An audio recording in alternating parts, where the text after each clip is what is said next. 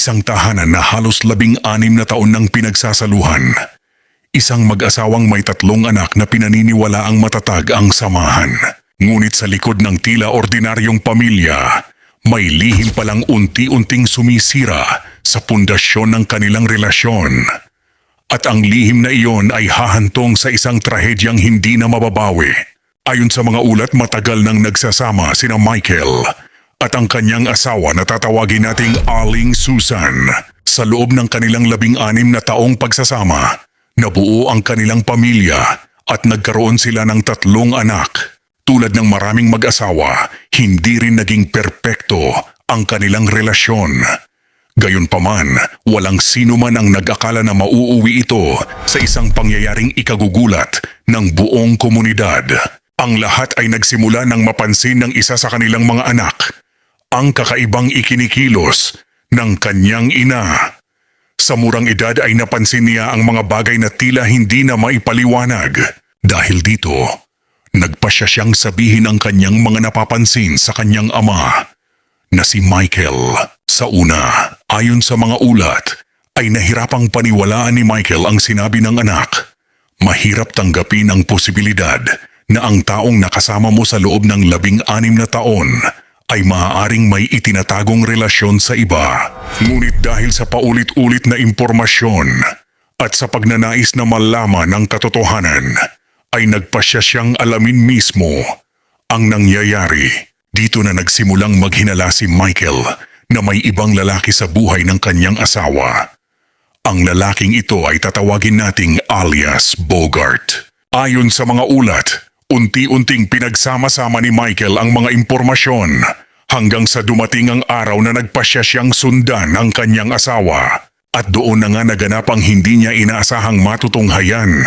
Sa isang lugar sa Cebu City, nadatnan ni Michael ang kanyang asawa at si alias Bogart na magkasama sa loob ng isang silid.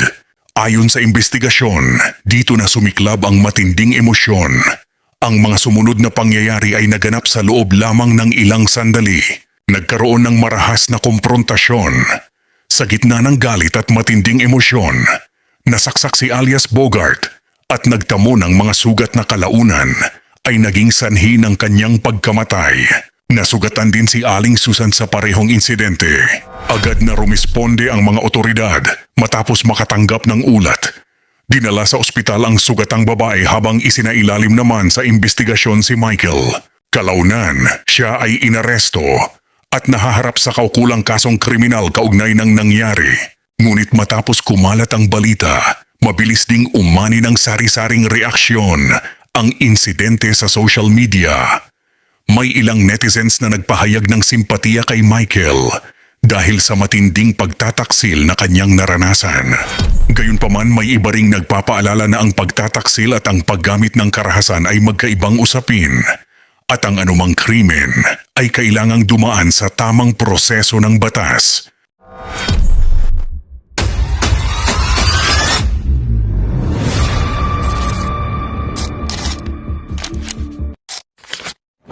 Matapos ang insidente, agad na rumisponde ang mga otoridad. Inaresto si Michael at dinala sa kustodiya upang harapin ang kasong isinampal laban sa kanya. Si Aling Susan naman ay isinugod sa ospital matapos magtamo ng mga sugat. Habang idineklarang pumanaw ang lalaking tinawag nating alias Bogart, hindi nagtagal, kumalat ang balita sa social media. Marami ang nagpahayag ng simpatiya kay Michael dahil sa pagtataksil na kanyang natuklasan. May ilan pang nagsabing naiintindihan nila ang kanyang naging emosyon.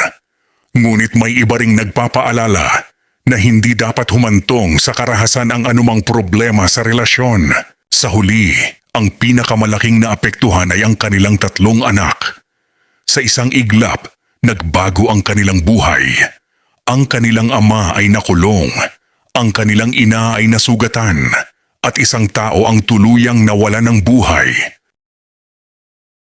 Ang kasong ito ay nagsisilbing paalala na ang matinding galit at emosyon ay maaaring humantong sa mga desisyong may mabigat na kapalit. Anuman ang pinagdadaanan ng isang tao, mas mabuting pairalin ang tamang proseso at legal na paraan kaysa hayaang manaig ang init ng ulo. Ngayon, ay nais naming marinig ang inyong opinyon. Ano ang masasabi ninyo sa kasong ito?